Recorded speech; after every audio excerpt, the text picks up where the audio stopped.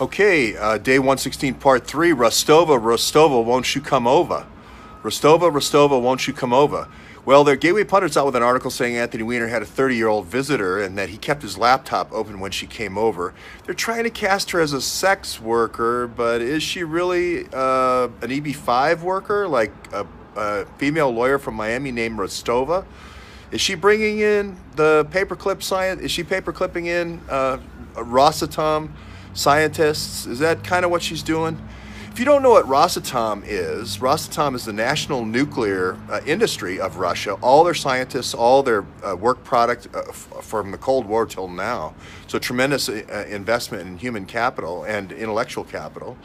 If the Clinton Foundation and Podesta, by extension the Podesta Group, is working with the mining arm of Rosatom, which is Uranium-1, there's another group they're working with that they have called ARMZ. Is that the planes up by St. Petersburg that Rosatom has? Is it the tanks that are down by Rostov-on-Don? Is it that? How about the Nuclear Fuel Service, the TEVL? Couldn't you just basically take the whole product line of Rosatom then and create a set of products, just rebadge them with your Podesta group or whatever group you were going to market them through? Sounds like a good idea to me. Seems like all the uranium stuff, I would call it uranium, let's say I'd pick a number like 1, and then all the weapons stuff, I would call it ARMS or Z.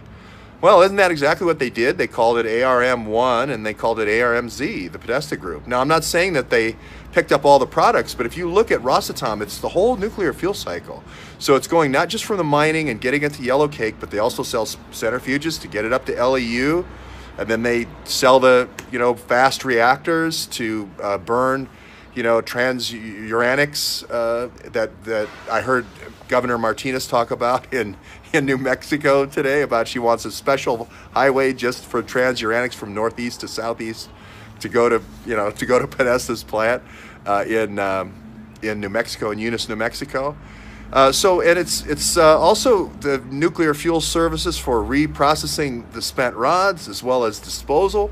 Isn't that exactly what's happening at Sharon Harris? Isn't that exactly what's happening at Savannah River site? MOX reactors, talking about the reactors, the CANDU reactors and so forth.